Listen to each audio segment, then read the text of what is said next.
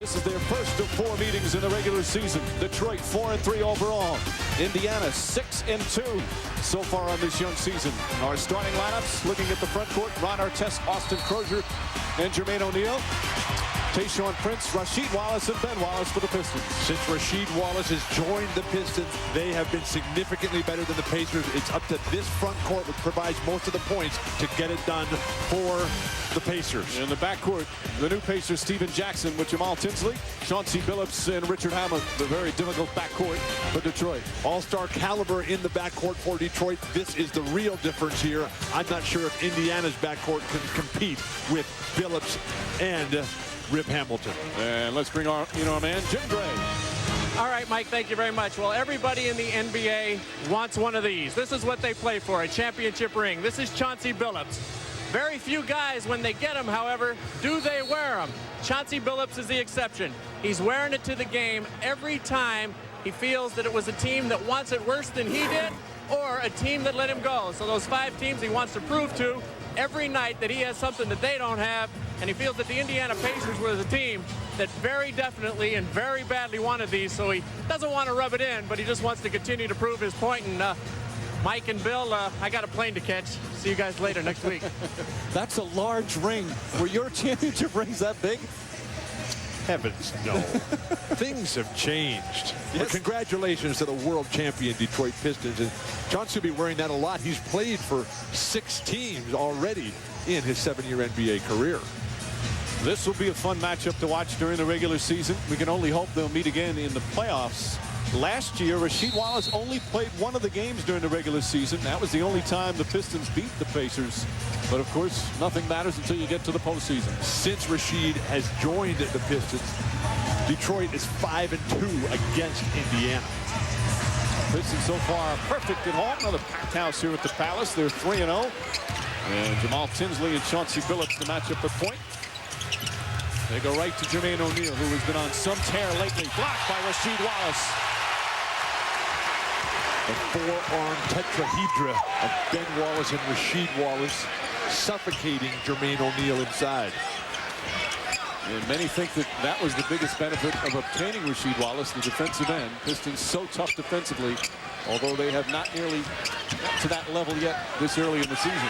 Wallace has to hoist up a 3 and knocks it down. That's not a bad way to start the game. Block O'Neal and hit a 3. Well, you step right out when you're 7 feet tall and everything goes your way early on. There's Stephen Jackson. What an important role he will play. This is on his first shot, especially with Reggie Miller out probably until Christmas time with the broken bone in his left hand. Pacers, as we mentioned, 6-2.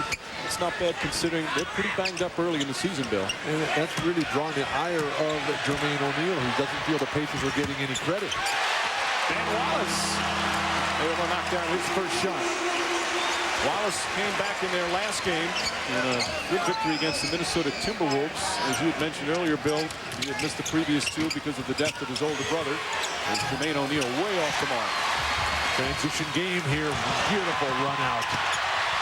Can't finish, but right there is Hamilton, and he couldn't hold on. Ben Wallace simply out hustling everybody on that play. Artest needs to get it going here to provide an emotional spark. And Ron Artest knocks it in from downtown. He has been terrific from 3-point range at 42%. Artest, the last 3 games since the self-inflicted wounds of a week ago, 25 points on 58% shooting. Ben Wallace looking for his offense early and draws the foul. Jermaine O'Neal will pick up his first, and Wallace to the free throw line. A lot of concern in Detroit about the relatively slow start. Remember, this team last year, they were 16-13 after 29 games. Then went on that struggle. Then went on that 13-game winning streak. Larry Brown knows, again, he's got some differences to work with this year. Obviously, the core is back, but some key players like Mike James, Mehmet Okur, Corliss Williamson are now gone as Wallace misses the first. He's only shooting 45% from the free throw line. I think the biggest loss is Mike James. The way that Mike James, teaming with Lindsey Hunter, would come in at the second guard rotation there and just put all kinds of defensive pressure. 94 feet just opened up the game for Detroit. And often the two of them came in together and really created havoc. Artest steps back. And Ron Artest 2 for 2 from the field. The thing about Artest is, despite all the off-the-court things that are going on with him in recent weeks, his play has never been better. And as you brought up at the top, Bill, his offensive game is really starting to expand. And he's learned to let the off-court distractions go. Nice tip by Artest. 2-on-1. Jackson. And Stephen Jackson able to put it in. Jackson averaging just under 16 a game. He has been a nice addition for the Pacers, giving him that outside threat. When I welcomed him back to the big time of the NBA this year after spending last year with the Atlanta Hawks, he said, yeah, but it was the professionalism that he showed in last year's lost season that enabled that trade to be made. Larry Bird would never have picked him up if he had laid down in Atlanta. Good defense from Jackson that time. Shot clock at 1 as Wallace throws it away. Tinsley takes his time. Artest blocked by Tayshaun Prince. Artest's second effort won't go. Crozier on the follow. Quick release on the stick back by Crozier. Crozier putting up very nice numbers. A scoring power forward. A 9-1 run right now for the Indiana Pacers. Crozier, who didn't start a game last year, has been the starter because of Jeff Foster being out with the rib injury. And the 9-1 run now for Indiana gives them that 3-point lead. Shot clock winding down again. Crozier deflects it out of bounds. And he'll take it out on the baseline with 3 left on the clock. Nice trapping, scrambling defense by the Pacers that time. They're going to have to resort to a lot of that. They are giving up size at literally every position against the Detroit Pistons. Wallace had to shoot it. And Rasheed Wallace knocks it out of bounds.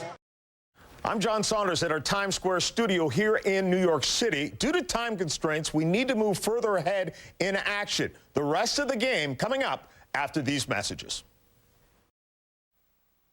5.5 remaining. First quarter at the Palace at Auburn Hills. And the Pacers are leading the Pistons by 2. Larry Brown missed 5 games after that surgery to repair his artificial hip. And this is his second game back. The team was 2-3 in his absence.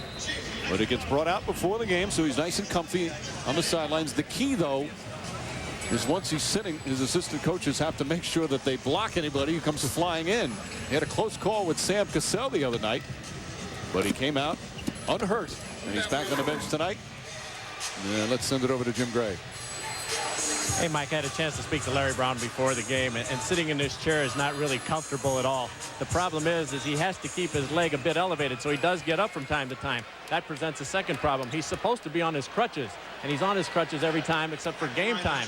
And he's pretty unprotected when he's up there standing without his crutches and without anybody around him.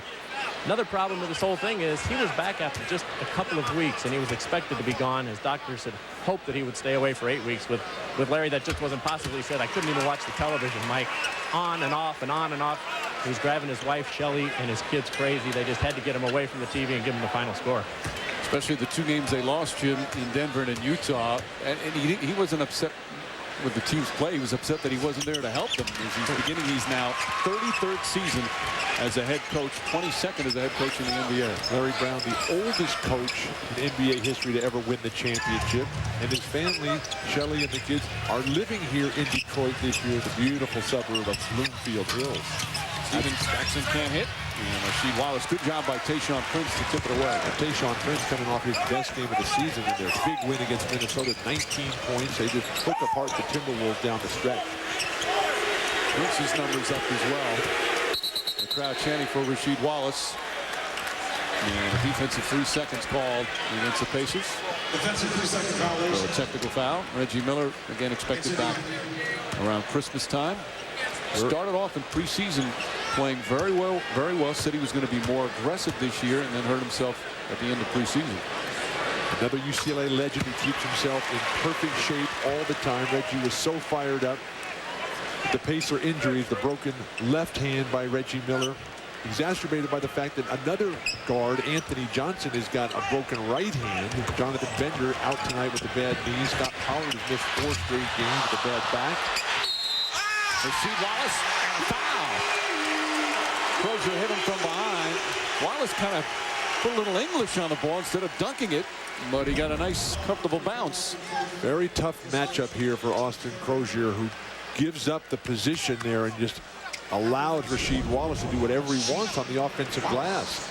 Sometimes you have to give yourself up and not think you're going to get the rebound yourself and just take your man out of the play, particularly someone who's athletically gifted as Rasheed Wallace. Well, going back to those injuries, 3 of their top 7 players have not played yet. Yet they're 6-2. 2 of them starters because Miller was going to start, and the idea was to have Steven Jackson come off the bench. And of course, Anthony Johnson is a backup point guard. Very solid backup player. Artest, good, strong move. Artest has 10 points. There's Scott Pollard, who's out with his back injury. He's missed the last 5 games. He's Foster with the rib, and he's expected back maybe a little before Christmas. And you're missing 2 starters with Foster and Miller. You're missing your backup point, Anthony Johnson, who's critical and was very successful in shutting down Chauncey Billups in the Eastern Conference Finals a year ago. Here comes Steven Jackson. Well-played game, like only 1 turnover to this point. Crozier from 3. Austin Crozier continues to play well in that starting role. In his 6 starts, he's averaging over 14 a game, shooting over 50%. But it's Rasheed Wallace who set an early tempo that really has been nice. 7 points and 6 rebounds, including the opening 3. Prince, nice move from Tayshaun Prince. Those long arms grab the rebound. So much length, so much size in this entire front line. Complemented nicely by the big backcourt. That's why I think Detroit is the best team in basketball. Wallace. Not an assist, but he gave a nice opportunity to Ben Wallace, and we're tied up. Rick Carlisle has seen enough. His team is getting pounded on the offensive glass here. The rotations are not quick enough. They need some serious adjustments right now. The 2 Wallaces have 12 of the 19 points and 8 of their 10 rebounds. The rotation's just way too slow. Who's going to get in front of Ben Wallace? All tied up, just over 3 minutes remaining, first quarter. I'm John Saunders here at our Times Square studio in New York City. Due to time constraints, we want to move ahead to further action in the game you've been watching. Enjoy the rest of this NBA telecast. One of the nice things about this Pacer team, though, since Larry Bird took over as the president of basketball operations, is that they don't make excuses. They don't whine and complain. In fact, last year, the opening team meeting, Larry Bird came in to address the guys and said, hey, look, we're not going to say that we're a young team, that we don't have any experience, or that we're going to have injuries. When we win, we're going to act like champions. When we lose, we're going to take our whipping and we're going to go home and we're going to learn our lessons and come back and get it done the next day. You saw Eddie Gill come in. So we've got a Bob Dylan reference and a Larry Bird reference, all in the first quarter. We're off to a good start. Bird and Carlisle, of course, have become good friends, played together in Boston. And Carlisle has done a terrific job coaching. He was a member of the '86 world champion Boston Celtics. And now in his 2nd year in Indiana, had 2 51 seasons here as the head coach of Detroit, as O'Neal goes 1 for 2. And one of the things that makes this rivalry so interesting is that both head coaches have coached the other teams very recently. And were both very successful with the other teams. Eldon Campbell.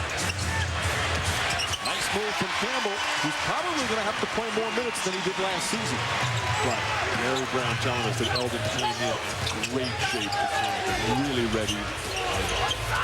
You know, the loss of Memo Okur and Corliss Williamson will force him to get out there a lot more. Terrific defense from Lindsey Hunter, and a double dribble call on Harrison, but Hunter caused that whole mess with his defense on Eddie Gill out on the perimeter. So fun to always come into the World Championship city, and everybody's all fired up in the excitement, and to see Lindsey Hunter, now a 2-time world champion. He was on the Lakers' 3rd championship in the Shaquille O'Neal era. Well, if the Pacers, that was their first turnover. Artest comes right back with the steal. Not a smart play at all from Hunter. Artest so strong, barely felt it. And he's got a chance for a 3-point play. Artest is really playing a disciplined game tonight. This guy who has just been slaughtered in the media the last 10 days. He just will not let it die. it never really affects the Indiana Pacers on the court. Ron Artest fired up, focused tonight. Although it did affect his teammates. Her teammates were annoyed with him, and as Rick Carlisle said, that he had some fences to mend. The teammates had told him, and Jermaine O'Neal had said, hey, listen, we don't want any distractions. This has a chance to be a special year. But once Artest has been on the floor, he has not been anything distracting to the Pacers, just their opponents. Hamilton blocked by Harrison, but a foul. And Harrison, the rookie, upset. And when a rookie gets upset, the official looks at him twice. That's his second foul. Tremendous block up top. The contact, though, down low. I don't know if it had any impact on the shot itself. Rip Hamilton, who's never been an all-star, will certainly be one this year. He had released the ball, but it's a foul until the shooter returns to normal floor position. Harrison, one of only 2 players in the NBA currently from the University of Colorado. Chauncey Billups, the other one. They both played for the same college coach out there, the Buffaloes. Harrison was their first-round pick, number 29 in the draft. I remember his dad. His dad played very good defensive end for the Philadelphia Eagles. Dennis Harrison. They called him Bigfoot Harrison. David Harrison, the 4th of Bigfoot Harrison's 12 children, who's now doing community work with the children in his hometown of Nashville, Tennessee. Congratulations and thank you, Bigfoot. Shot clock winding down. Artest, nice fake. Oh, what a first quarter for Ron Artest with 4/10 of a second remaining. And that will end the opening period. Artest, known for his defense, has half of the Pacer points, 17. And here you have one of the premier defensive teams in the NBA, the Pistons. They give up 34 points on their home floor in the opening quarter. A rather efficient first period for Indiana. They shoot 54% from the field, hit all 4 of their threes, and only turn it over 1 time. Not a bad way to start on the road. Pacers up after 1.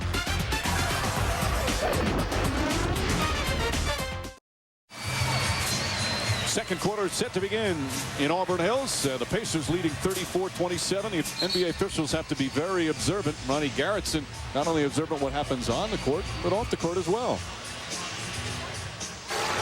You got a new dude going? What you got going? You got a new dude going? I think so. You know what happened? I quit combing it this summer and started going the other way, so I just went with it. Important basketball matters being discussed during breaks in action.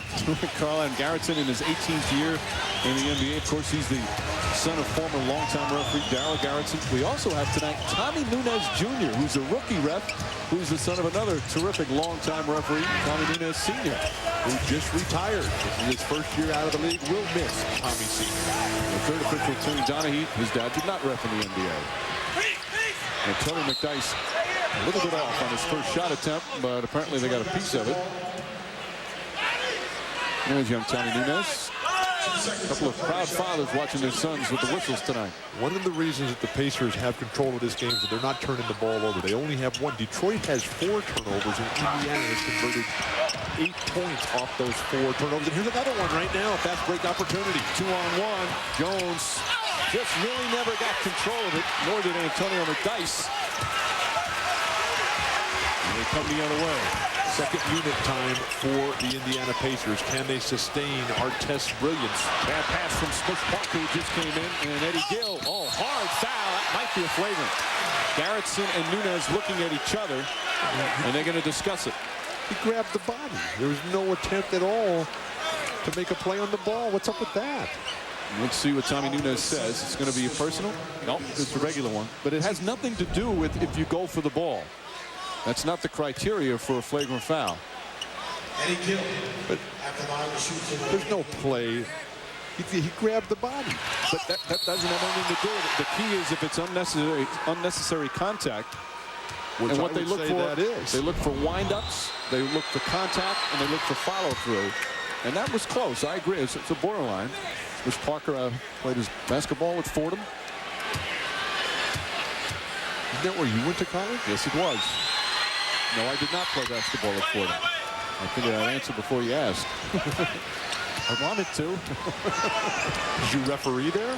Yes, I did, intramuros, and I took a lot of grief. Well deserved, I'm sure. I'm sure of it. Oh, beautiful pass. The kid from Fordham throws a perfect alley-oop to Tayshaun Prince. This pressure defense in the backcourt. This is what Hunter and Parker need to do for Larry Brown. Try to turn the tempo and tide for Detroit. Gill again getting the minutes because Anthony Johnson is out. Count it, and a foul. Eddie Gill, a journeyman with a chance for a three-point play. So some backup point guards making some nice plays. Let's go back to Switch Parker's pass. The zone defense not working for Rick Carlisle. The weak side is wide open. Tayshaun Prince, and then Eddie Gill right down the lane. And the Detroit backup guards are just committing silly fouls. Eddie Gill in his 4th year in the NBA. Played for 2 junior colleges. Played in 2 foreign countries, 4 domestic minor leagues, the ABA, the IBL, the CBA, the NBDL. He did a nice job for the Portland Trailblazers last year. Comes over as a free agent. And will be the backup point guard until Anthony Johnson gets healthy. Anthony Johnson telling us before the game he's about a week to 10 days away. Hunter. Prince steps up. And Freddie Jones, who has terrific leaping ability, able to grab that one. Well, as soon as they take Rashid and Ben Wallace out of the game, Detroit loses control of the backboards. How long will they be sitting down? Artest draws the foul on McDyess. Felt the contact and threw it up at the basket. And some of the key players for the Pistons getting a breather. And more free throws for Ron Artest, who has now hit 25 consecutive free throws. And for the season, he's at 93%. 17 points already for Artest. Looking for all the latest news on the NBA? Watch NBA TV Insiders every weeknight at 7 p.m. Eastern on NBA TV to find out tomorrow's NBA news today. Let's go over to Jim Gray. Hey, Mike, I spoke to Ron Artest before the game. He says he has no issues with the team. He's fine with everybody. He's talked to everybody. He's worked it all out. He said the issues were with him, not with the team. What he did, he is accountable for. He's talked to everybody. I spoke to Jermaine O'Neal about it. He says it'll all work itself out. This is not an ongoing grudge thing with Ron. We need him, we want him, and we like him. We're putting it all behind us, and we're moving forward. That seems to be the case with everybody here. Mike? He has, Jim, but he's acknowledged, Artest, that some of his teammates have been frustrated by the off-the-court distractions. But Rick Carlisle told us last night, Bill, as a whistle before the shot, that Artest did not ask for a month off, and he did not ask off to go tour or promote his upcoming CD of that girls R&B band. He wanted mainly to spend time with his family and to rest because he's had a lot of different various injuries. Ron Artest is a very likable person when you get to know him. One of the problems that he has, though, is that there's always a new story. There's always a new issue coming up, always a new request. And he's got to learn to move beyond that and focus in on the job at hand. I thought as Artest gets a breather, one of his teammates, Jamison Brewer, who played with him a couple of years in Indiana, who's now with the Knicks. Jamison Brewer said, I love Ron Artest, but I really don't understand him. But he is a very loyal family man who was very upset by missing a lot of time with his kids. He said things wrong, and when you have a job to do, you can't ask for time off. The guy's short. And the major question is, does he know that his request was wrong? He's gone back and forth on that. He's given different answers. Jones from way outside won't go. James Jones, a second-year player from Miami. But what if he had just said, okay, don't pay me, I need some time off? Would this furor have even happened? Probably not. Steven Jackson knocks it down. He's talked about that money is not an important issue. But the one thing you can count on when the game starts, he is going to give everything he has. He's like Ben Wallace. He not only never takes a game off, he doesn't take a possession off. Right now, the Indiana Pacers are really feeding off the way Ron Artest has set the table tonight. And the Pacers very impressive with this 13-point lead, shooting 54%. The crowd is stunned. The NBA's best crowd lead the league in attendance again. Another one from downtown. They're 5 of 6. As Freddie Jones gives them a 16-point lead, and Larry Brown will call timeout. Trying to stop the bleeding. The Pistons are all about defense, but their defense having a tough time stopping the Indiana Pacers. They are red hot, 55% from the field.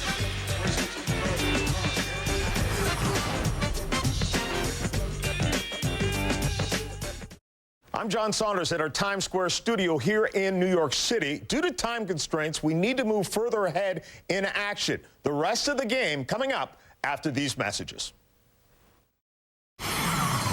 ESPN's presentation of NBA Friday Coast to Coast, brought to you by Kia Motors. Kia, make every mile count. And New Edge Advanced, refresh your shave. The Indiana Pacers may be without 2 starters and a key reserve, but they are putting it to the Detroit Pistons. A 20-point lead just midway past the second quarter here at the Palace of Auburn Hills. Reggie Miller out with a broken bone in his non-shooting hand. Let's go to Jim Gray. Hey, Mike, I was in the locker room before the game. Reggie Miller is working out. He's keeping his body in shape, working out his legs. Before the game, he came out with many of the others. Pacers only have 10 players suiting up tonight. There are many other guys who are injured. He's trying to change shape and run. He was getting some ultrasound on his hand. I asked him how long it would be. He said a couple of weeks. Rick Carlisle then walked in. He said, Coach, I can go tonight if you need me because we're short. Carlisle said, no, we'll wait a little while. And then he saw that the coach was listening. He said, Jim, make that 2 to 4 weeks. But I think he's just a couple of weeks away, and he's really chomping at the bit, Mike. Thank you, Jim. Strength and conditioning coach Billy Dean putting the players through that pregame workout here at the Palace. Wallace on the second effort. But the fact that Reggie Miller, in his 18th year, still so disciplined, so committed, what a great presence on and off the court. The ice treatment, that is not fun to sit with your feet in a bucket of ice. You've had many of those days, my friend. Far too many. Rasheed Wallace trying to get physical now with O'Neal. Shot clock winding down. Shot won't go, and Wallace with another rebound, his 5th. Nice patience by Rasheed Wallace. Didn't try to do too much after he forced O'Neal into a very difficult shot. Another turnover for the Pistons. Tinsley throws it ahead to Steven Jackson. Jackson kicks it back out. Artest for 3. And I have a feeling that last time out, the Pistons talked about defensive intensity. They seem to have picked it up just a bit. Tayshaun Prince with his 2nd field goal. If you're the Indiana Pacers, though, continue the offensive onslaught. Don't slow down. Don't look back. Rick Carlisle very concerned about losing momentum at this point. A 22nd timeout. We saw a little change in the intensity for Detroit. Wants to talk it over as the Pistons showing a little bit what they did the other night against Minnesota, which was one of their best games of the season. Well, it comes down to Ben Wallace with the very strong offensive rebounding performance, and then right away, quickly, Ben Wallace with the rebound, the quick igniting of the fast break. No hesitation whatsoever by 3rd-year pro Tayshaun Prince. That's the first transition basket for Detroit. They now trail in transition points by 9. And the fact that Indiana's not turning the ball over at all really limited their opportunities there. When you consider the type of pressure Detroit normally puts on, only 1 turnover for the Indiana Pacers. And we're a quarter and a half into the game, more than that. But also interesting rotations by Larry Brown. He's kept major forces on the bench for long stretches here in the first half. Tinsley's played a strong game. And Crozier's fouled on the pass. Yep, it's on the pass. Very strong double team that time. And unlike the previous possession when Rasheed backed off, that time both the Wallaces came in and got on the arms of Austin Crozier, resulting in the foul. But that's the 15th foul. So Crozier will go to the line as Rasheed Wallace picks up his 2nd. Crozier has been terrific from the free throw line. 10th in the NBA at 92%. As a team, they're shooting very well. Of course, coming up after this one, the 2nd game of our doubleheader. As UB Brown and the Memphis Grizzlies in Sacramento at that loud building called Arco Arena. Grizzlies and the Kings, a couple of very good teams that have struggled out of the gate. And you can ask the question about both the Grizzlies and the Kings. Which team will show up? Will it be the magnificent Grizzlies that trashed the Portland Trail Blazers in Portland the other night? Will it be the magnificent Sacramento Kings that went down to Phoenix and handed them their first home court loss of the season? I wasn't going to ask that question. I asked it for you, but it was a good thing to bring up. Rasheed Wallace double. Tinsley gets his hands on another one. Tinsley's been everywhere. Played a very solid 4 game here. Tinsley's 3rd in the NBA in assists, 10th in steals. He is so important.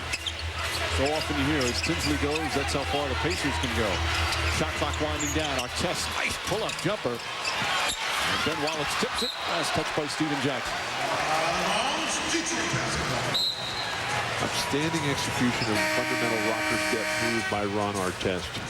Tayshaun Prince is a very good defensive player. We have seen him dominate games. And Ron Artest looked at him and said, you're bigger, you're stronger, you're more athletic. Well, he's not stronger. Yeah. No way, no way. A lot bigger. And he just looked at him and said, there's nothing you can do about this. Rip Hamilton. Hamilton now with 8 points. And the lead cut to 16. There's Steven Jackson. Nice feed to Crozier. But Rasheed Wallace's presence altered that shot. Jermaine O'Neal surrounded by Pistons, blocked but a foul. And Rasheed Wallace hit with a technical. The overly demonstrative reaction to the call prompted the technical. Good call by the officials on the technical. You can't show up the ref. Larry Brown, against doctor's orders, up out of his chair, all the way to half court. Somebody's got to grab Rasheed and keep him out of there. Rasheed talking to Tommy Nunez Jr., the rookie ref. Yeah, he seems to have, it's a good civil conversation. In fact, it's not a bad thing to do at this point. He's a rookie ref. They don't know each other yet. Go over and talk it over. How about waiting 2 or 3 possessions and then muttering under your breath? Before you calm, or, you know, talk to him after you calm down. And that's an easy play to call, right on the arm. He fouled him. Might not have been a hard foul, but he hit him on the arm. Jermaine O'Neal does not seem to have the explosiveness in his legs. Does not seem to have the elevation right now. Well, his foot and knee had been up and down bothering him. By the way, Rasheed Wallace's personal foul was his 3rd. And here's why the technical, a little dance. And I think the wave came after he was hit with the technical. But I saw him, I've seen him play a couple of times. Last week I was at Conseco Fieldhouse, and it didn't seem like it was bothering him at all. He's been dominant the last several games, Jermaine O'Neal. Wallace will get a breather. The last 3 games, Jermaine O'Neal, 32 points a game, 11.5 rebounds, 4 blocks, shooting 58%. Hamilton against Jackson one-on-one. Crozier, another rebound. Crozier did a very nice job. 6 starts this season off from Crozier. 14 points, 8 boards, almost 3 assists. Fine shooting percentage at 52. Had become a forgotten man for a while. Artest has his shot blocked. Blocked the second time. Artest arguing and not getting back on defense. But the rest of his team did. Good transition D. Steven Jackson has played an excellent all-around game. Within himself all game long. And Tinsley touched the ball after Prince lost it on the baseline. So the Pistons will get it back. Rasheed Wallace still talking to Tommy Nunez Jr. And he's got to be careful there. Second technical, and you're automatically out. 2.5 remaining in the second. Pistons still sputtering. ESPN's presentation of NBA Friday Coast to Coast. Brought to you by the new Chevrolets. 10 new cars and trucks in 20 months. An American Revolution. And Adidas Basketball, home of the new T-Mac 4. I'm John Saunders here at our Times Square studio in New York City. Due to time constraints, we want to move ahead to further action in the game you've been watching. Enjoy the rest of this NBA telecast. Coming up on a minute remaining here in the first half, a half that has been dominated by the road team. Tinsley rattles in the three. That's the 6th three-pointer of the game for the Pacers. I think the great thing about this performance for Rick Carlisle's Pacers tonight is the fact that the backcourt has not turned the ball over.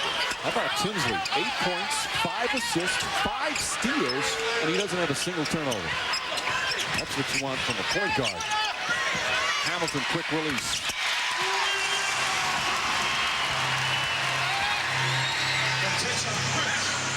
Richard Hamilton, the only Piston in double figures with 10.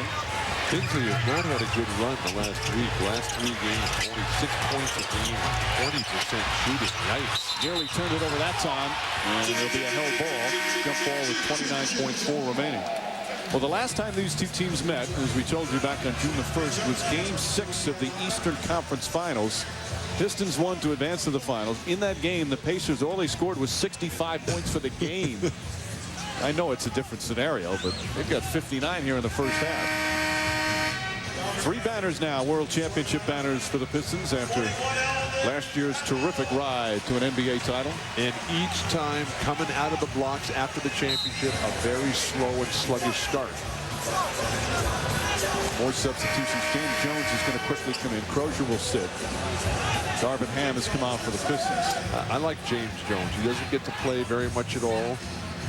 Out of the University of Miami, where he's an academic All-American. Nice touch. Excellent footwork. Hard-working guy. Ben Wallace wins the tip. Phillips has been quiet. Just 5 points in the first half.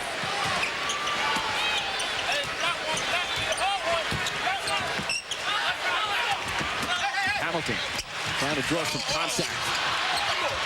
Shot clock turned off. Indiana doing a better job taking care of their defensive board at this juncture. And a 3-second violation call against Ron Artest. The Pistons will have 3.2 remaining to get off the final shot. Larry Brown will use his 22nd timeout, which you can't carry over into the second half, so we can diagram a play. Indiana doing a nice job of playing with a small lineup. So many of their big guys out. Their starting center, Jeff Foster. Scott Pollard hasn't been able to play. They're coming in and they're playing a quick hitting attack. I like it. Like Phoenix, like Seattle, like Dallas. They have 12 assists and just 4 turnovers. They've turned it over the last couple of times down the floor. But prior to that, we're really taking care of the ball. And this is an area that they were really struggling in. Coming into the game, they were averaging 19 turnovers a game, which was 28th in the NBA. Steven Jackson was guilty of a lot of those. He was getting well over 4 turnovers a game in the last week or so. But Tinsley has run the show well, and the bench, though depleted, has done a solid job. Jackson, by the way, stays in the game. Phillips trying to get off the shot. Wallace got a count if it goes. Excellent execution in the way they drew that play up. Rasheed threw it in, and then he got it back on the run. Not a bad attempt, but not a good first half. Somebody get Larry Brown some crutches, please. That is not good just 2 weeks after major hip surgery. And Brown not happy with the first half. The Pacers certainly are. Let's go to Jim Gray. Guys down there, let me know. All right, Mike, thank you very much. 18 points for Ron Artest. What was the discussion right here at the end of the half? Am I getting fouled down there? What do you think? You watching the game? I'm not an official. I don't have a whistle. Are you watching? I'm watching. Am I getting fouled a little bit? Come on. I can't answer that. That's not my decision. Let me ask you about the game out here. How are you guys managing to dominate the Pistons so thoroughly tonight? We're just playing team ball, you know. I mean, everybody say the same things. It's boring, but that's what we're doing, playing team ball. Playing good team defense, team offense, and we're not getting some fouls, you know, but hopefully, you know, they'll come in the second half. Ron, how much of this is still the sting of losing in the conference championship last year? We got over it. If we would have, you know, kept it on our minds, we wouldn't have been playing as well as we're playing now. We got over it, and it's a new season. All right, Ron, thanks for your time. Our Lord coming out November 23rd. Your coach told me before the game, you know, even Ron, Mike, Kyle has a sense of humor about it. He says, I can't wait till the 23rd. I really want to hear this album. He just won't let it go. He was so close to just doing it so right. Coming up at half, we'll go back to the studio for the Toyota Halftime Show. For John Saunders, of course, one of the big topics is Vince Carter on the block. Meanwhile, a terrific first half from Artest and the road team. Pacers pounding the Pistons, a 16-point lead at halftime.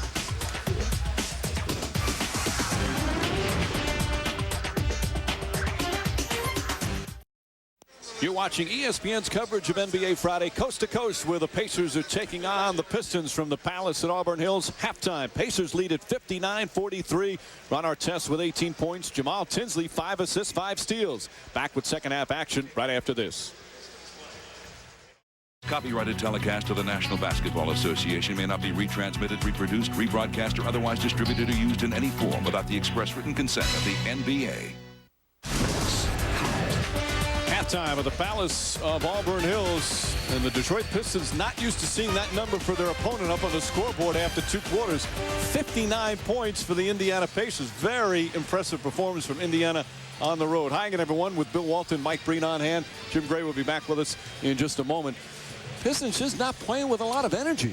Beautiful basketball, though, by the Indiana Pacers, who are just taking it right to the Pistons, who seem to be stuck in the mud at this point. They're not getting it done. They're allowing the Indiana Pacers to get whatever they want. Ron Artest was absolutely terrific in all aspects from the opening moments. Austin Crozier getting it done on the offensive glass. Turnovers inexplicable for Lindsey Hunter, and the silly foul there. The Indiana Pacers getting to the line, and then after the world champion Pistons made a basket, nobody getting back and leaving Jermaine O'Neal wide open. The brilliance of Ron Artest, 18 points, 4 rebounds, near perfect from the line. And our Jim Gray has a lot more on the halftime entertainment here. All right, Bill, I just spoke to Larry Brown. He said, hey, we were not able to match their excitement. We couldn't match their intensity. He said, I don't want to take anything away from the Pacers. We just have to do a lot better. They were 6 for 9 from the three-point line. Obviously, they're doing a lot of things well. I also asked Larry Brown if he is in a lot of pain. He said, this is just killing me. I asked him, why then are you doing it? He said, it hurts a heck of a lot worse to sit at home. Mike? Now, was he saying this is killing me watching the first half, or is his hip giving his killing? Hip, Mike, his hip. Okay, thanks, Jim. Well, I think after getting beaten up in the Olympics, he just wants to be back part of a winning basketball situation. Wallace on the follow. Wallace on the follow. Is there an echo in here? Well, they need a little. We saw the intensity, especially on the defensive end, pick up a bit in the second quarter, but they put themselves in a 20-point hole. But they're just down 14 right now. In NBA basketball, that's nothing. Artest can't finish.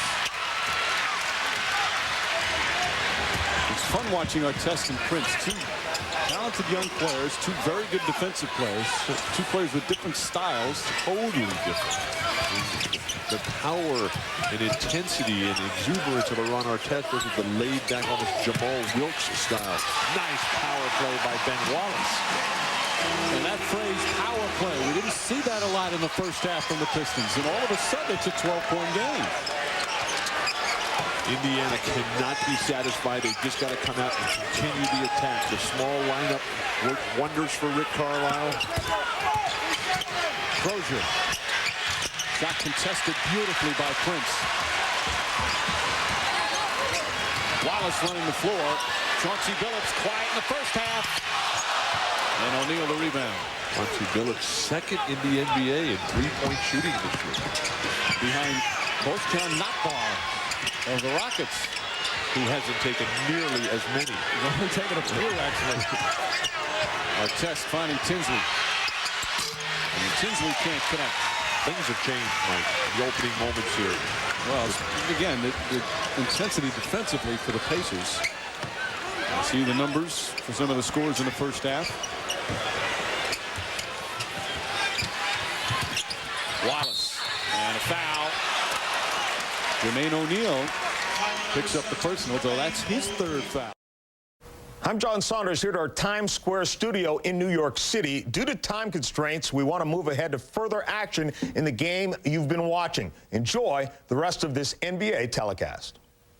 Harrison last year as a junior, played 3 years at Colorado, averaged 17 points a game. Was 4th in the nation in field goal percentage at 63%.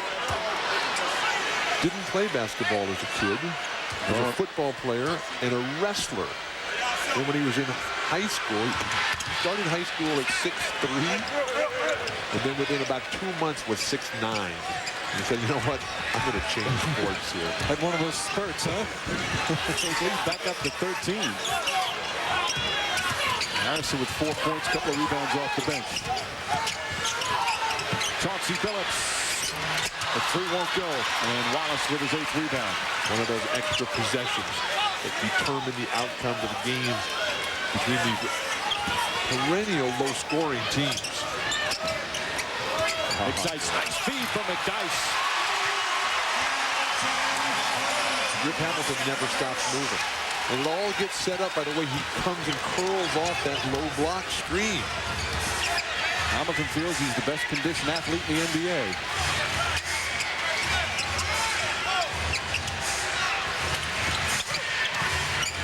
Crozier. Swing stroke from Austin Crozier. He's got 12 points. His zone defensive change up here for Rick Carlisle.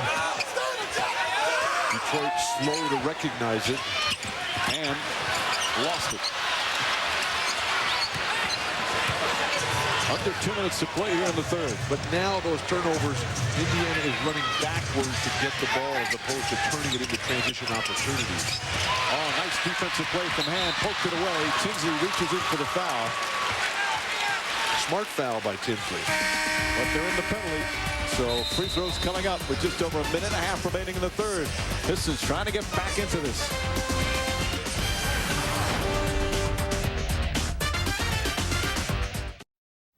I'm John Saunders here at our Times Square studio in New York City. Due to time constraints, we want to move ahead to further action in the game you've been watching. Enjoy the rest of this NBA telecast. I like Hamilton's discipline, the way he knows what he wants to get at all times. His game is not power, it's quickness, endurance, and sleight of hand. His numbers all across the board are up. He's been playing so well, averaging over almost 21 a game as Hunter comes in. He's averaging almost 5 assists, 4 rebounds, all career highs if he kept it through the year. One of the things he credits for his good start this year, he had that laser surgery this past summer. He'd always worn contacts, and last year he's a very superstitious player. Last year he had contacts, but he wore almost the whole season. He got new ones because he was supposed to change them. But he didn't play well, so he went back to the old ones, and he wore them far too long. Obviously, it didn't affect him all that much. He wore the same pair of contacts all season long? Almost the whole time. Of course, he also went through that last year with that broken nose and the mask, but he said the laser surgery is magnificent for him. What defense by the world champions. Tinsley for 3. Well, he's about to say that was another poor possession, but Tinsley bails him out with a big shot. He's got 11. They're wasting so much time, the Pacers are early on in the shot clock. They've got to get back to their quick-hitting attack. Shot clock is turned off. Yet they still lead by 12. Hamilton. Oh, what a steal from Tinsley. Looks up at the clock, sees he has plenty of time. Oh, what a smart play from Tinsley. As soon as he caught it, looked up, and realized he could go the length. And what a terrific game for him. 13 points, 6 assists, and a career-high tying 7, or actually now he's set a career-high with his 7th steal. Penetration and dish, championship-style basketball. Jamal Tinsley gives his team with 5 big points in the closing seconds here, extends their lead back to 14.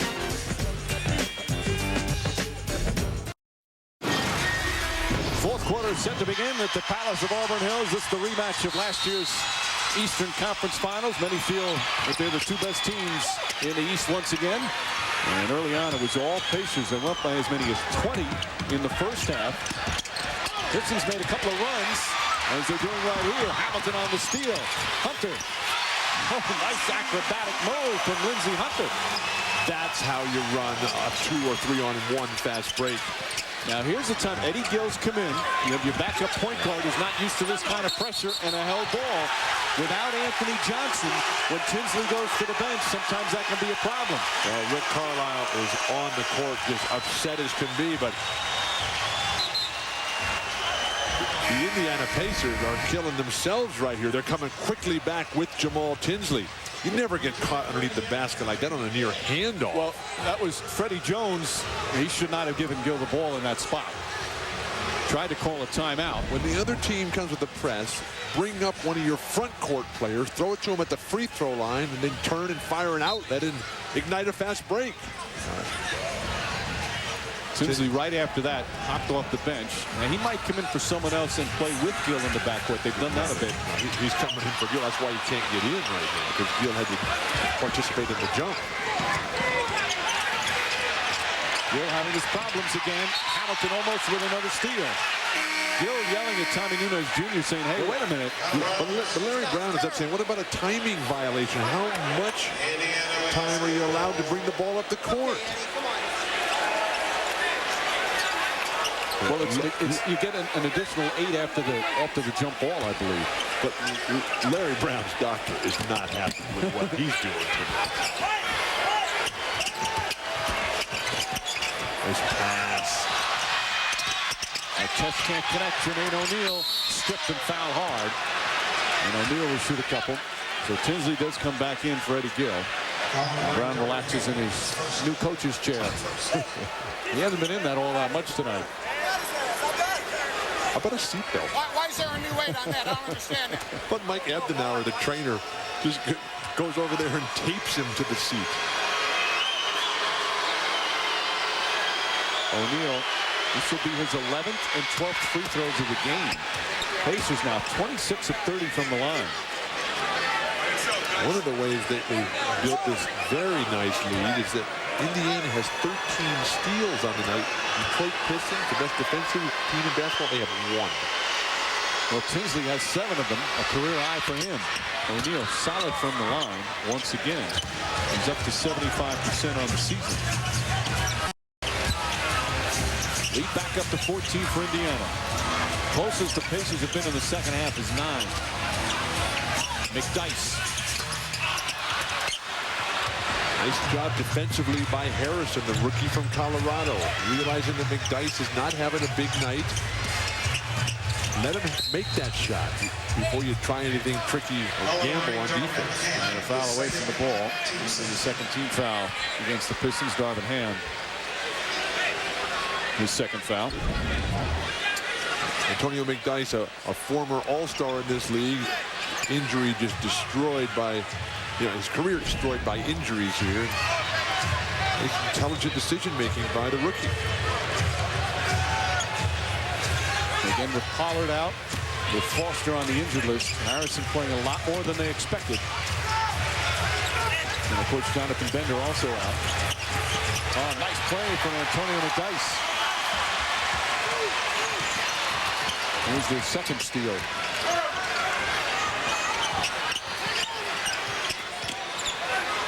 McDyess picks it right out. That's a 3. Hamilton.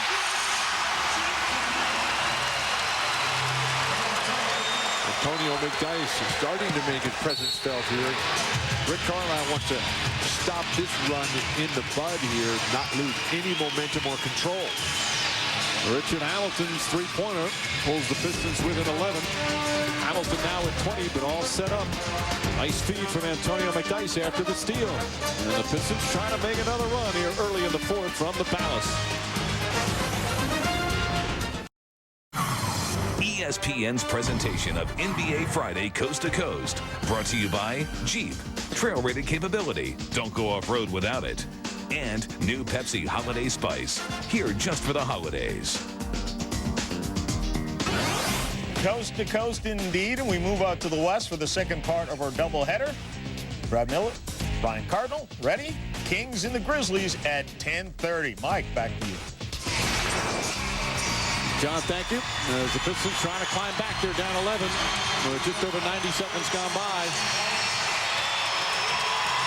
I'm supposed to say it this way. Kid Rock in the house. Right, dog? Whatever. Crowd fired up. Pistons have trailed most of the game by as many as 20. Lindsey Hunter skies for the board. Pistons defense has done a fine job of limiting the Pacers to only 17 shot attempts. But they have gotten to the free throw line. 14 free throw attempts in the second half alone for Indiana. Hunter. McDyess left open. McDyess 0 for 5 from the field. Just hasn't had the touch tonight. When you play limited minutes after you've had the career he's had, you're going to have nights when nothing seems to go right. That's why he's got to learn to get it done on the defensive end and on the glass. And he's done it on the defensive end. Made a couple of key deflections and steals. Try and get them back in the game. O'Neal long on that shot. Phillips has had a quiet night scoring. Good defense from O'Neal. He's got 4 fouls, though. It would be wise to attack him. Lindsey Hunter hits the 3. And it's an 8-point game, the closest they've been in the second half. Finally, something from the bench. Lindsey Hunter with so much more pressure on him this year. Tinsley. Nice defense, Lindsey Hunter. Yep, kept him right in front. Shot clock winding down again. Tinsley really starting to struggle. Offensive. And a travel. The Pacers having difficulty with this pressure. Carlisle quickly coming back with Austin Crozier.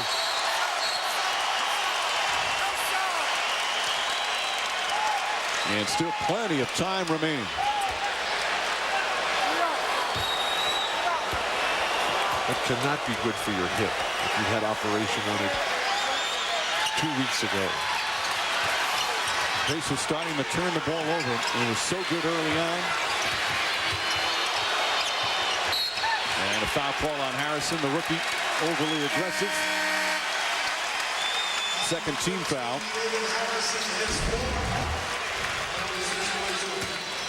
Lindsey Hunter, the native of Jackson, Mississippi. What a force. The bench for Larry Brown, ecstatic, support, joyous in the success of others. And you really see the team chemistry here coming to the front. Phillips, Wallace fouled and it goes in. Ball just kind of knocked out of his hands. And the fortunate bounce.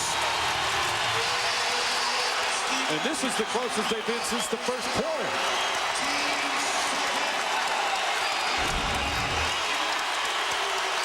The curl off the low post has been extremely effective tonight for Detroit. Rip Hamilton is the one that usually makes those creative plays.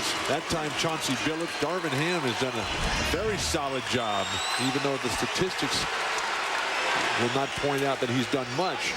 Rip Hamilton finally back in the fray.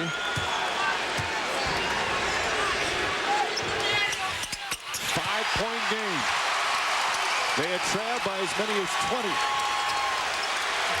Where's the offense going to come from? Artest sitting on the bench. And a foul on Hunter, a little over-aggressive on the defense. That's the third team foul.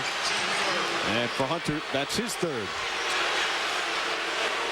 But the way that Detroit has forced Indiana into a half-court stand-around one-on-one game, that's a tough call. The Pacers this season early on have had some difficulties holding on to some leads. Some games they've held on, some they've lost. Oh, O'Neal on a pretty feed from Tinsley. When there's pressure in the backcourt on Jamal Tinsley, he has to learn to just blast right by it. 19 points for Jermaine O'Neal. Phillips. Last touch by Steven Jackson. 6 on the shot clock. Tremendous pass. The high screen and roll just rolls right down. Even though Jermaine O'Neal turns the other way and loses eye contact with Tinsley, the patience of Tinsley to wait till he turns his head back and gets to see an emphatic throwdown. Timeout call by the Pistons. Indiana Pacers so impressive most of the night. Trying to hold on here in the fourth quarter on the road.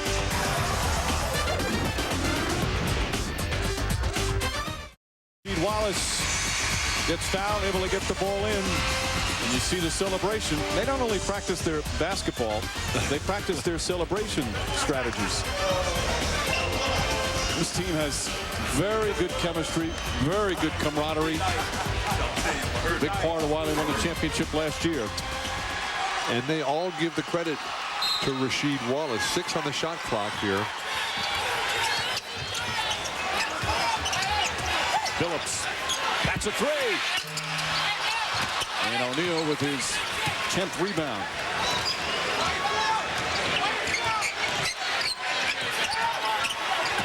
Pistons struggled shooting in the first half. In the second half, shooting at 52%. O'Neal. Freddie Jones.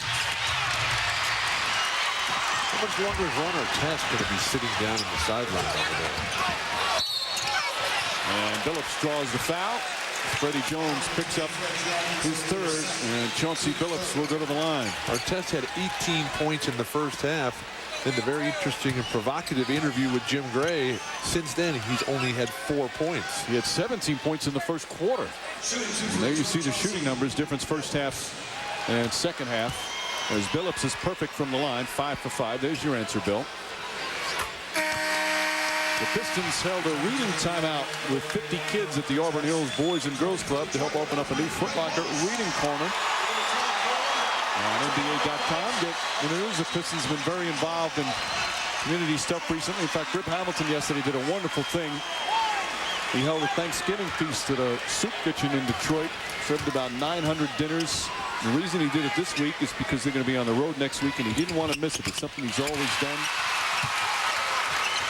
Nice work from Rip Hamilton off the court. Good shooting from Chauncey Billups on. 5-point game again with just over 7 to play. Another steal. Nice patience by Billups. Chauncey Billups, just 13 points, but he's got 7 boards and 5 assists. Wallace has good position. A little too hard off the glass. And a foul called. Rip Hamilton will pick up his 2nd. 14th foul against the Pistons. As the game is ground into a half-court struggle, the size, the strength, the athleticism, the power of the world champion Detroit Pistons really starting to take hold here. Pistons have slowly chipped away. O'Neal. Now that's great defense. Boy, Rasheed Wallace, you could not play him any better. Wallace takes off his headband and throws it into the stands. I love that curl initiation of the offense by Rip Hamilton.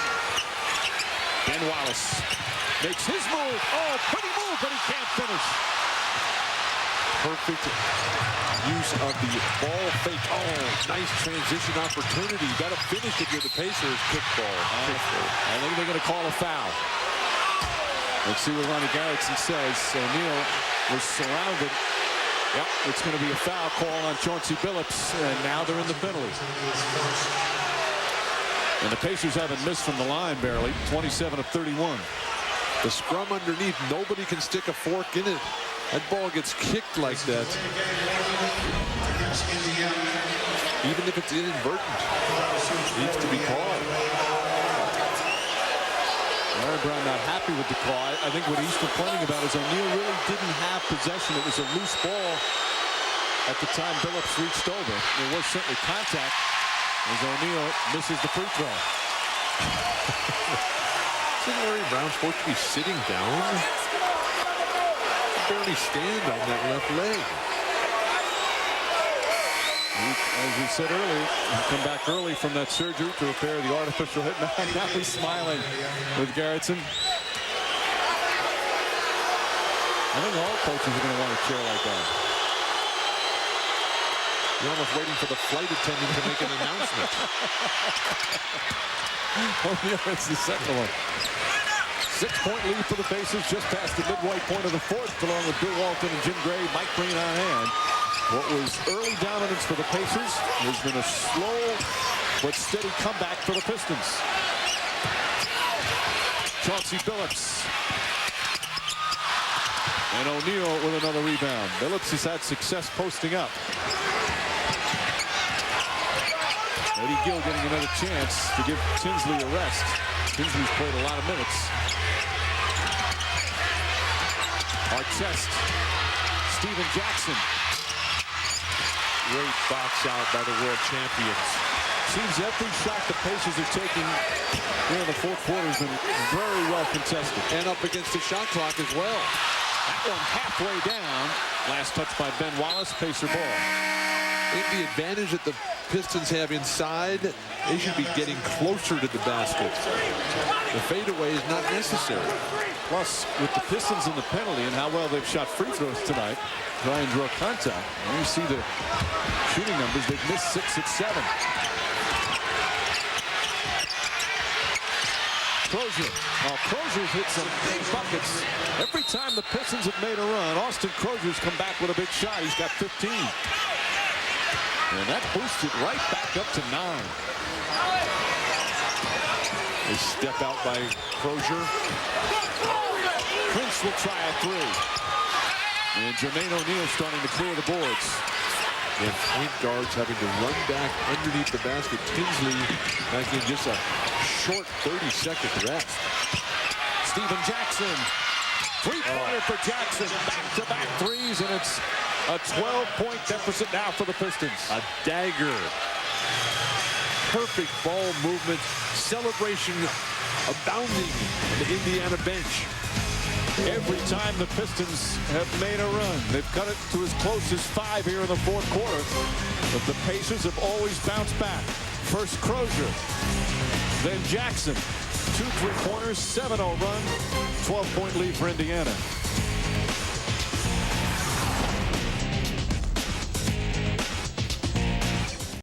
At the Palace, Pacers back up by 12. Pistons had cut it to 5. And now it's just under 4.5 remaining. Pistons hoping for one more run. They've run the danger, though, the Pistons have, of waiting too long. They had some point-blank shots that would not fall. Wallace, air ball. Not a good shot that time as Crozier was right on him. And timely three-point shooting by the Indiana Pacers. They're 9 for 20 on the night from behind the arc. O'Neal. Jackson. Oh, nice move from Jackson. Every time they move the ball, they're successful. When they try to go one-on-one up against the shot clock, nothing ever works. I don't understand why they don't continue with the fluid ball movement offense. Hamilton kicks it out. Tayshaun Prince spotting up. Can't get the 3. Ben Wallace touched it last. All 5 starters for the Pacers now in double figures. And some of the fans here in the Palace heading for the exits. See the 9-0 run after they had cut it to 5. Not only do the Pistons need a miracle, they need a flat-out collapse by the Indiana Pacers. Jackson trying to create some space. Still time remaining as we're coming up on 3 minutes left. Steven Jackson's done a nice job defending Rip Hamilton tonight. Foul call on Jackson as Hamilton tried to run through the lane. Jackson will pick up his 4th. Not a smart foul. Although it's only the 14th foul, so they'll take it out of bounds. Indiana from behind the three-point arc, 9 for 20. The Detroit Pistons, 3 for 14.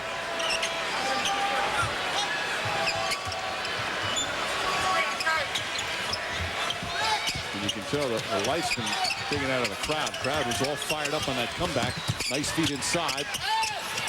The extra pass. Oh, good defense by the Pacers. Prince tips it out, but Wallace able to get it. Need 3s here. We're really rotating defensively beautifully. Wallace hits a 3. Big shot as that cuts it to 11. But they had to use so much time to get it. Now, Indiana needs to keep the attack going. Don't slow it down and get too conservative here. Rick Carlisle wants a timeout to talk this over. 19 points, 10 rebounds for Rasheed Wallace, but Rick Carlisle still with a double-digit lead. Pistons trying everything, but the Pacers keep holding them off. 2:14 left, 11-point lead.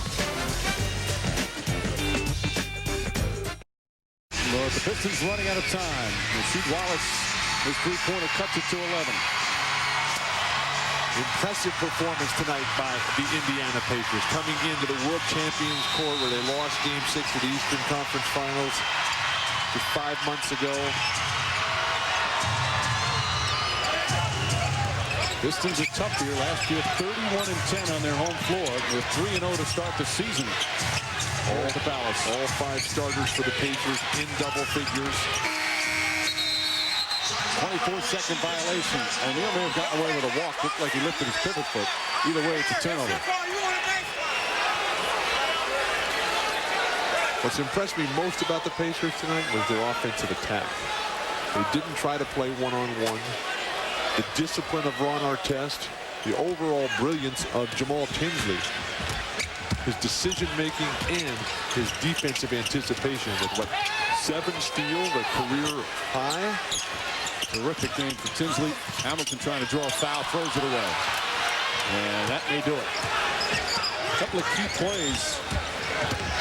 It was a 6-point game, and Austin Crozier hit a huge three to put it back up to 9. And Steven Jackson followed with a 3, but also some very key defensive rebounds from Jermaine O'Neal in travel. Oh, Wallace with a terrific block. But nice transition defense. And Rasheed Wallace not even close.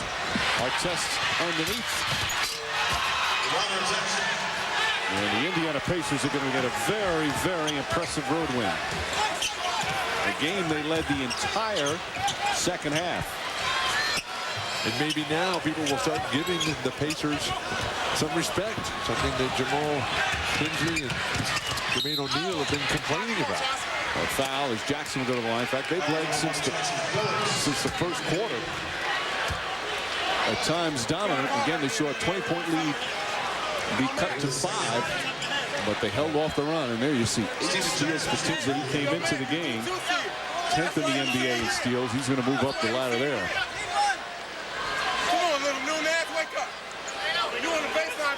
This team has potential to be terrific. And Reggie Miller comes back. Anthony Johnson is the backup point guard. And Jeff Foster. You see Austin Crozier sitting on the bench behind Reggie Miller. Austin Crozier is playing with a chipped bone in his hand on that thumb. Suffered in the big victory at Minnesota a week or so ago.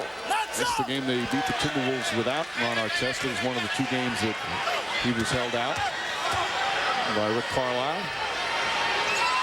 And Jackson coupling. Good balance scoring. Artest with 24. O'Neal had 20. Crozier 15. Tinsley 13. And Jackson with 12. All 5 starters in double figures. And the Pacers have played a very intelligent game tonight.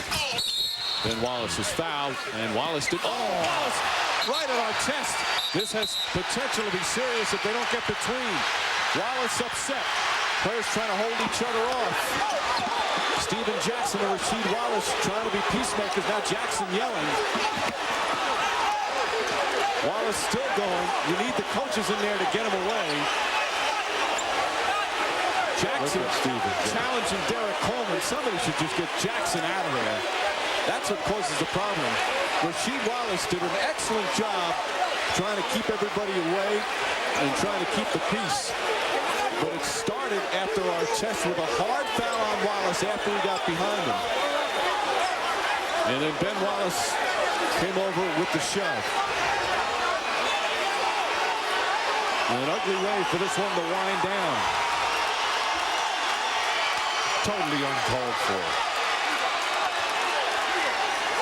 I want to see the foul again because it appeared Wallace was past him and Artest shoved him. And that's what Wallace took exception to, but you still can't react that way. You've got to let it go. That's not that hard of a foul. It's not a normal foul, but not that hard. And Ben Wallace can't react that way. Wallace is still charged up. Now, Wallace, I would assume, has been ejected. The way Steven Jackson's carrying on, they should eject him as well. They need to somehow find a way to get this game over with as quickly as possible. The problem is, if Wallace is ejected, I'm not sure. He'd have to walk past the Pacer bench to go. Now Artest has jumped over the scorer's table and is trying to get down to the bench. Artest is in the stands. Oh, this is awful. Fans are getting involved. Steven Jackson's in the fans. Rasheed Wallace going into the stands. The security trying to somehow restore order. Fans and players are going at it, and the players trying to help each other out. This is a disgrace. All the players now, they're jumping in there to try and get the other players out because the fans have come involved.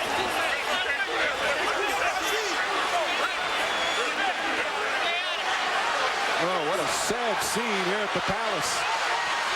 And now another fight's breaking out in front of the Pistons bench. It's a fan on the court. This is very, very dangerous. Fans are throwing cups with liquid in them now onto the court. Ron Artest has a look in his eye that's very scary right now.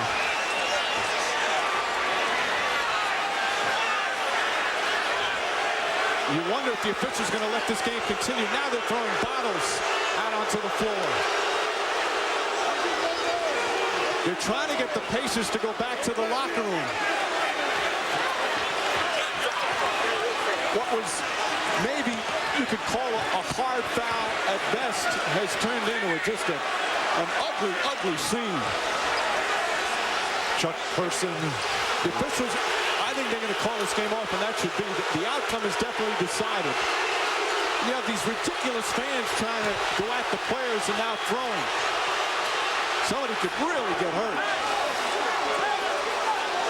This is a bad showing from the Pistons fans here. Just firing bottles from the stands. The Pacers have all gone back into the locker room, and they're getting thrown a lot of debris, and they're still not all the way through. And for some reason, one of the Pacers, they hold Austin Crozier out. They won't let him get under the tunnel because they're afraid for his safety. They're pouring liquid over. What a disgraceful showing from the Pistons fans here.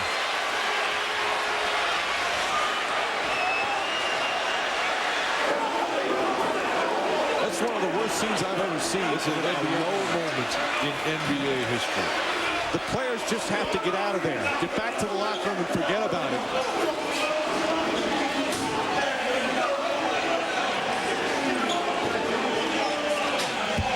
The game has been called. The official announcement has been made. The game has been called, which was the right call. The outcome obviously is over. And players and fans in danger with the emotions and the tempers being completely lost. It all started with a foul. Ron Artest with a foul. But then Wallace deemed was too hard. As you see the Pacers going underneath the tunnel trying to cover their heads. You can see the debris, some of it being aimed at him, and a lot of it you can't see that's just missing wildly.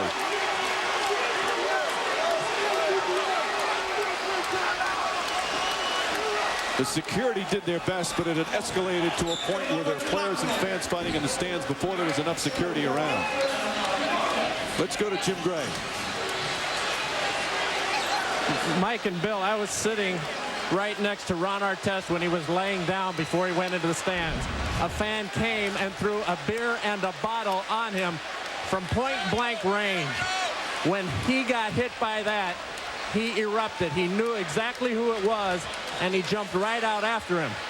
The fan got in very close proximity, and that's what triggered Ron Artest, who had been lying down even after Ben Wallace had thrown a towel at him. That's what triggered this, Mike. I was standing within a couple of feet of him. That's what triggered the big brawl in the stands. You saw what just triggered the entire incident. Artest with a foul that he should have let go. He fouled Wallace from behind, but Wallace overreacted to that foul. Certainly no winners in this circumstance at all.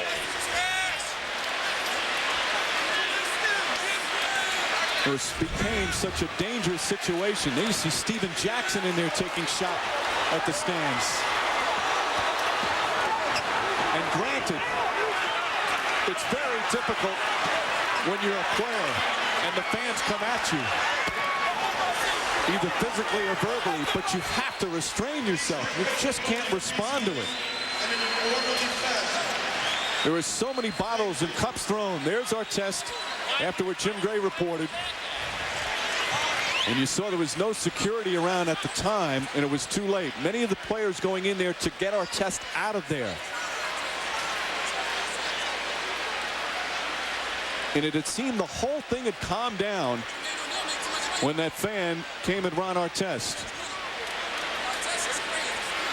And another incident for Ron Artest, so unfortunate. And again, the fan, hopefully security is able to get the fan and he'll receive proper punishment.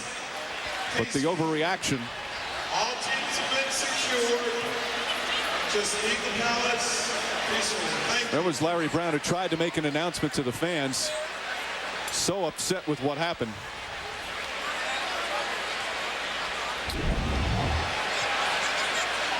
And the Pistons have some great fans, but a lot of them tonight were an absolute disgrace, the ones throwing things and getting involved. The final score with the game canceled before the time had run out. Pacers defeat the Pistons with a very ugly scene to finish off. And Clemson, who got into that fight yesterday, thought, cool. I'm Jason Whitlock of the Kansas City Star. I was a lifelong Indiana Pacer fan going all the way back to the ABA. Reggie Miller's all I got left. Now I hate the Pacers.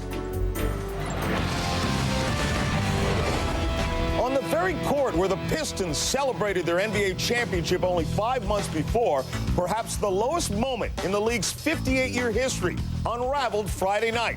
A brawl between the Pistons and the Pacers that brought out the worst in players and fans. How did things get this bad?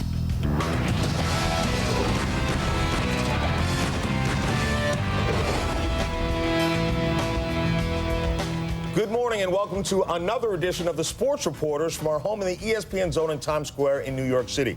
Gentlemen, it began with a confrontation between Ron Artest and Ben Wallace and escalated when a fan hit Artest with a cup of beer. Now, Bob, who was more responsible for this disaster, the players or the fans? Now, fans behaving badly is a disturbing phenomenon, but no, easy call here. You players cannot go into the stands unless it's a Lambeau leap. I think clearly Ron Artest is responsible. I blame him for all of this. He's an unstable guy, and David Stern needs to make a serious move on him.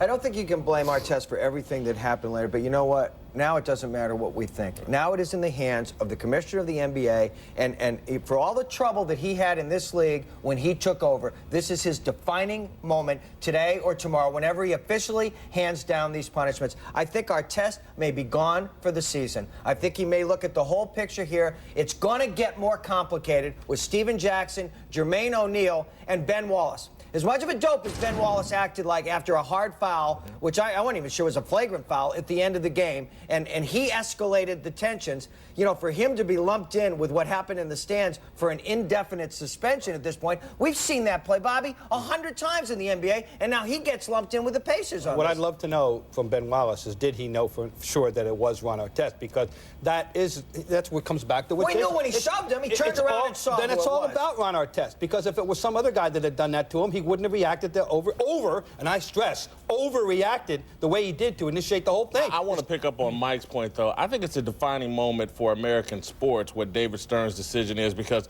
it is clear American sports fans hate professional athletes.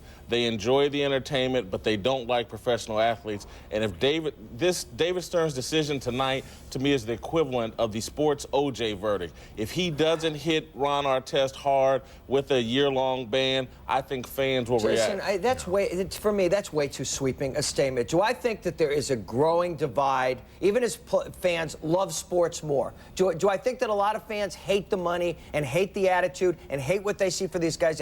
But we can't sit here at this time in American sports and say, oh, yes, oh, by the way, Red Sox fans, despite the fact that they're pretty excited about them winning the World Series final, they secretly hate their team. You can't throw that kind of blanket over all. Listen, I sit in the stands.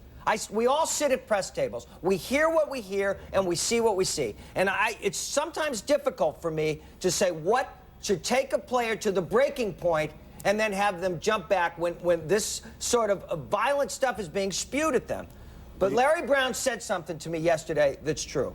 If somebody did some of this stuff to Artest outside the arena, then he has a right to go after him. He said the rules change Right. once we step inside, whether we like it or not. Which Ben Wallace himself has acknowledged. Which, if you saw his soundbite, he acknowledged right off the top, we can't go in the stands. These are the bad things happen. There's no question about it. We have to come back. I'm bringing it back. If someone else other than Ron Artest were showboat lying on that table, first of all, no one else would have done that. No one else in question would have done that. But if it was someone else, do you think that the fan, whoever threw the ice in his face, would have done it if it was Steven Jackson? It all comes back to Artest. It really does. He has made himself into the flashpoint in the entire league. I got extremely emotional on Friday night. I think you all saw about it. And I reacted as someone who was a former athlete who'd been in a situation like that before. So I'll clarify that. There's no way the players should be going into the stands. But, Jason, I will ask you this. It's not a decision that is made calmly. It's a split-second thing. We have all reacted in certain ways to things in the wrong way and regretted it later. I don't think you can just totally crucify the players. The guy made a rational decision with Ben Wallace.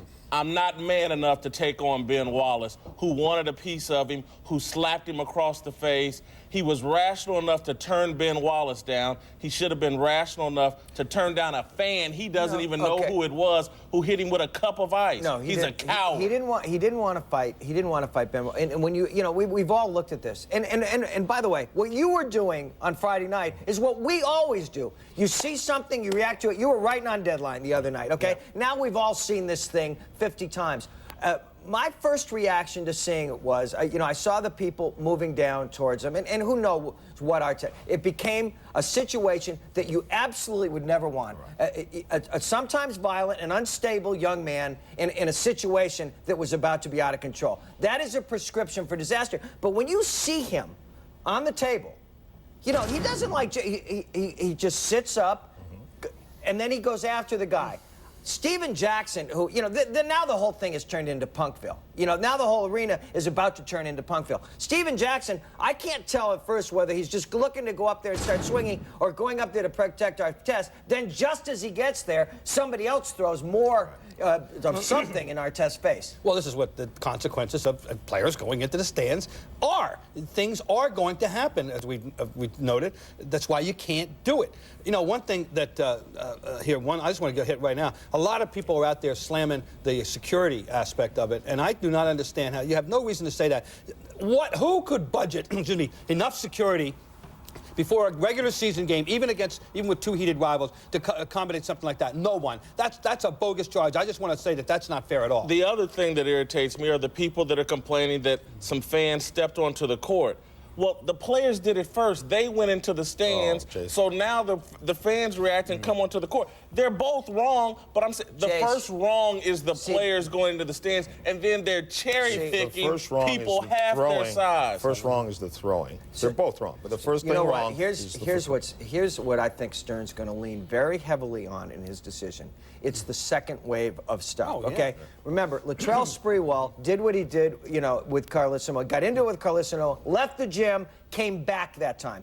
It's when this fan comes walking out onto the court, okay? It looks like order has certainly not been restored. Right. Now Artest sees this guy in a Pistons jersey and a Tigers cap come walking towards him, and he decks the guy, and then Jermaine O'Neal, when the guy starts to get up, decks the same guy. Yeah.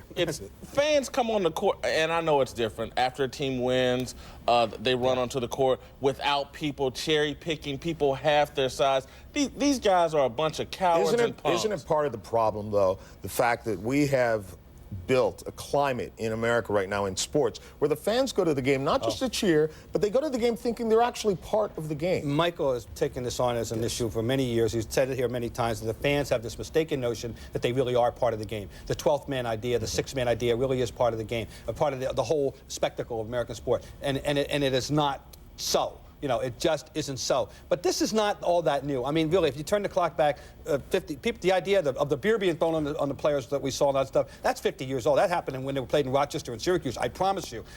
But so there's that's always been laying there. But right now, people have been encouraged without question. Look, I live in Boston. We all know that you can be anywhere, and a Yankees, what cheer breaks out has nothing to do with the Yankees or the game that's going on. That's just who sells it to them? Who tells the fans they're part of the game? We do. We do. Red Sox Nation nation, so-and-so nation. Cameron crazy. You got to have a playoff system because it's right for the fans, blah, blah, blah. We sell them that they're part of the game, and now we're upset that they think it. And let's don't kid ourselves. And I want to go back to what Mike disagreed with me about. They dislike pro athletes. We enjoy the entertainment. We enjoy the entertainment. Go look at Team USA. You had Americans rooting against Team USA, wanting them to fail. They don't like. Jason, it's a preposterous blanket statement to make. I live in the state of Connecticut. Do you think that all the people from the southern part of Connecticut to the northern tip, do you really think they hate UConn basketball? Do you think that they're really keeping all these feelings under control? So it's college that's different? It's the pros, it's the money, it's the fact they're steroid cheats, it's Kobe Bryant, it's Latrell Sprewell. I can't say that it's all, but there's a great percentage. There's a great percentage of it, and a lot of it, when it comes down to the NBA, has to do with race. You know what? Right now, though, the bigger issue is not what caused it. It's not about fixing the blame. It's about fixing the problem, as somebody said. And David Stern has a big problem to clean up. He has to save the image of his sport. When we come back, we'll talk more about that. Also, later on the show, we thought the terrible towel was just in Pittsburgh. Well, Monday Night Football, desperate for a boost in its sagging ratings, hit Terrell Owens. Why did the biggest story of the NFL season involve a desperate housewife?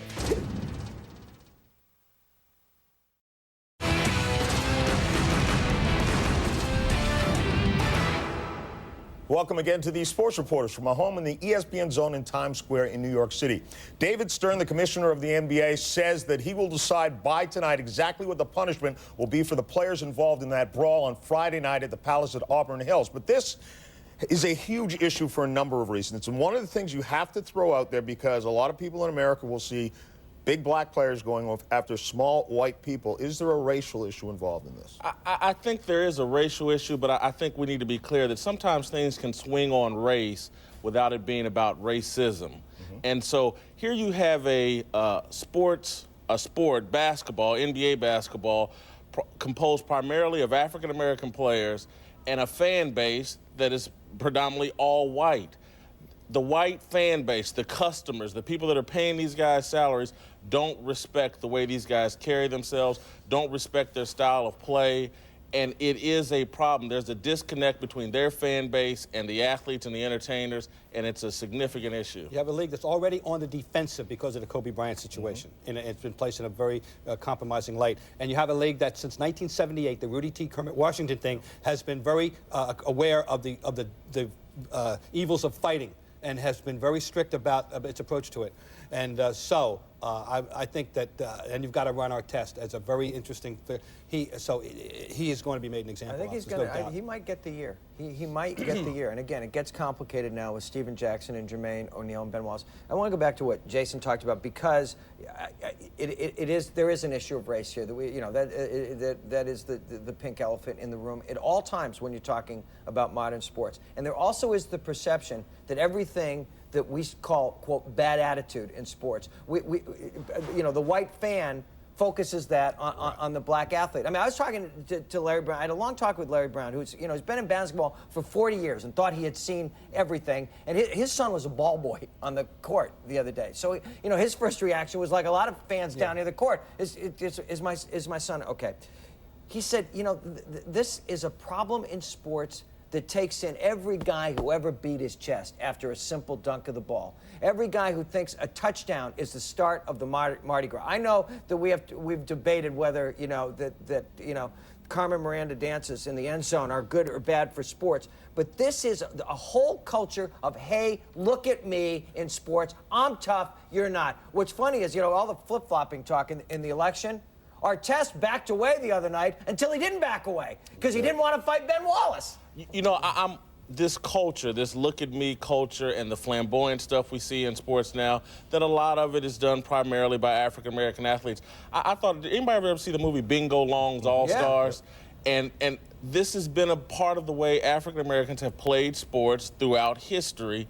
And America, the predominant culture, doesn't respect or like it, doesn't want to see it in their leagues that they're supporting. But that's not what he's going to try to legislate with this decision. He's going to legislate the idea that his sport is not out of control because of this. And by the way, what were the other two big stories of the year in the NBA so far? I can't feed my family on $7 million a year from Latrell Sprewell, and Ron Artest 2 weeks ago becoming a national punchline instead of a punchee for saying he wanted a little me time to do a rap album. And you can't have the idea that variation. You can't have.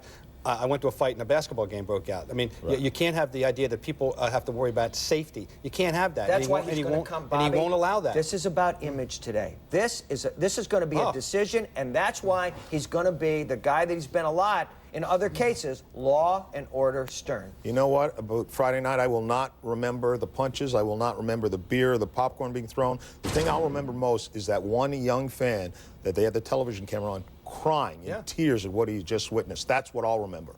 Up next, do you remember what the biggest story in the NFL was this season? It was on the front page of newspapers all over the country this week. Terrell Owens and Nicholas Sheridan in single coverage. Okay.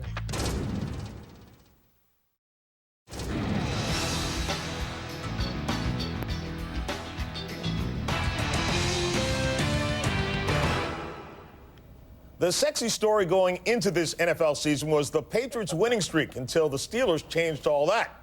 The stories that's gotten the biggest play, well, that's a no-brainer. Nicholas Sheridan going one-on-one with T.O. Now, Mike, what does this tell us about this year's NFL season? Well, I didn't see the opening to Monday Night Football. When I heard people discussing the trash of it all the next day, I thought they were talking about the Cowboys. Bada bing. But you can expand it to the NFC. I mean, for this thing, desperate housewives, desperate network, desperate for ratings, desperate for attention, it shows you what an incredibly mediocre season this has been, really, other than three teams in this sport. The Philadelphia Eagles, the New England Patriots, and the Pittsburgh Roethlisbergers. No, I'm going for the Falcons. Oh, yeah, but they're not going to win the Super Bowl. They have a gap. No. Well, somebody has to play the Eagles in the championship game. You have to throw in Peyton Manning. Oh, yeah, the rules, you're right. The rules require that someone play the Eagles in the championship game in the NFC. That's But don't you think this has been an unbelievably mediocre? The very fact you're from Kansas City, so you would know a good game if you saw that one. this deep in the season, we have the odd circumstance of one game pairing up winning teams tells us what we need to know. I think it's also, though, a statement about Terrell Owens and self-promotion and NFL players wanting to become bigger than the game. And Terrell Owens has done it this year through just sheer either ignorance or brilliance or whatever you want to call it, through his Jeff Garcia comments, his little dispute with Ray Lewis, to now this Monday Night Football deal. Terrell Owens has become the Charles Barkley of professional football, and they really haven't had that. Do you think he had any idea? Do you think, really, seriously, when he went into that locker room to shoot this thing, do you think he had any idea that this would touch off what it did? I think he did. Oh, you do? Yeah, I think he and ABC knew exactly what they were doing. No, I'd have to disagree with that. ABC didn't have a clue it was going to be seen this way. It was something that was pushed by entertainment. They signed off on it. And ABC thought a naked white woman could jump into the arms of a black man on national TV. You said it, pal. And they thought there would be no controversy. Obviously, it's never happened. You haven't been watching primetime television for But you know what? 10 years. Don't you want to have been at that production meeting? Hey, anybody got any ideas how we can get Janet Jackson and Justin Timberlake off the hook? Oh, I know. The classic line. What were they thinking? Keep in mind, it's 6 p.m. in Eugene, Oregon. It's 7 p.m. in Salt Lake City. It's 8 p.m. in Des Moines, Iowa. See, he knows this stuff. Yeah, and they're showing this in living rooms with people and families all over America. Fathers are going. By the way, by the way, as the father of 4 children, okay, and 3 young boys. If you don't think stuff like this is going on in 8 o'clock shows right now on television, you better get your remote. But you don't expect it. You shouldn't be, quote, subjected to it. Watch any sitcom in syndication right, at 4 o'clock in the afternoon. That's caveat emptor. This is not caveat emptor. Desperate Housewives, by the way, 9 o'clock. Up next, our parting shots. We'll take a look at the latest computer glitch. Auburn and Oklahoma both won yesterday, but did they win by enough? Tomorrow we get the printout and the BCS rankings come out.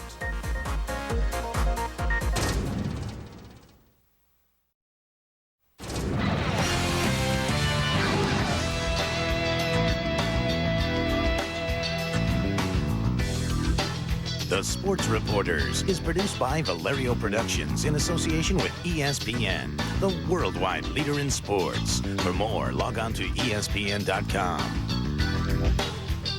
Time now for our parting shots. Bob, lead off. Thank you, John. 2 years ago, I tried to ignore the LeBron James phenomenon. I said I had seen all the great ones for the past 50 years. I had my standards, and I could wait. Okay, so now I'm paying attention. Oh, my God. He's pretty good. In between all the commercials and appearances and just plain being LeBron, he must have found some time to get into the gym during the offseason to work on his shooting. The young man is raining threes on the world. I mean, he's just a much, much better player than he was last year. There hasn't been a player this good, this young, since Magic. LeBron won't turn 20 until December 30th. I like to think I'm a hard marker. Well, this kid is heading for all A's at age 20. Absolutely. Michael. If the current system for selecting the national champion in college football has coaches from contending teams thinking about running up the score to help themselves, then this system, the BCS system, is just another form of corruption in college football. This system does not work and will never work. It makes for interesting conversation all season long. There are people who will always say the controversy is really good for the sport. It isn't. And until the college football national champion includes a real tournament, then the BCS will remain a joke. There is no fair way to sort out USC and Oklahoma and Auburn except on the field. I've believed from the first Saturday of this season that Oklahoma is the best team in the country, but Oklahoma might end up number 3. The thing is a mess. The way these teams are rated was supposed to get better this year and didn't, which is why coaches spend as much time hustling human voters as their teams do hustling touchdowns. I've always thought college football was a great sport. Not this way, it's not. Not if Utah doesn't have a chance. College sports is supposed to be about teams like Utah. Not money, not the good old boys from the bowls, not television networks. They're the ones who have put the BS in BCS, and there has to be a way to get it out. Your travel team, by the way, continues to be at the top of the children's bestseller list, and they've added one more fan, Aaliyah Saunders. My oldest daughter's reading it out. Jason. Everyone's missing the real controversy surrounding Adrian Peterson, Oklahoma's sensational freshman running back. I don't care anymore whether Peterson wins the Heisman Trophy. The real tragedy is that the current system will force Peterson to wait 2 more years for his $25 million NFL signing bonus. Peterson's NFL stock can't get any higher. Please don't hand me the garbage about a college education being impossible to replace. The logic doesn't apply when there's a professional organization willing to hand you an even more impossible to replace $20 million check. If I'm Oklahoma head coach Bob Stoops, it's out of the question for me to ask Peterson to participate in spring practice. Can Peterson really afford to risk a practice injury with so much riding on the health of his knees? The NFL rules governing draft eligibility must be changed. This is the United States of America, where we're supposed to protect the rights of the individual, not the rights of a billion-dollar corporation like the NFL. All right, and Jason, you have your first book coming out, just out right now, and Love 'em or Hate 'em, collection of your columns. And we're all on the love 'em side, obviously. Question, does anyone else play wide receiver in the National Football League other than Terrell Owens? Not that I don't appreciate his skill and flamboyance, but let's give some credit to Owens' polar opposite. Marvin Harrison is not only Peyton Manning's favorite target, but he's on pace to become the best ever. And yes, that includes Jerry Rice. Owens and Harrison entered the league together in 1996, but Marvelous Marvin has caught more passes than anyone in history through 9 seasons, 151 better than the man all will be compared to, Jerry Rice. In 9 seasons, Rice had 1 year of 100-plus receptions. Harrison has 4. But forget the numbers. What separates Harrison from his contemporaries is his humble approach. And I'm guessing that's the first time you've heard humble and wide receiver in the same sentence this year. Harrison says 9 years is not enough to decide greatness. Harrison says check back in 3 or 4 years. That adds up to 30 or more displays from Owens and 30 or 40 more steps to Canton for Harrison. Please join us again next week for another edition of the Sports Reporters. We're on each Sunday morning at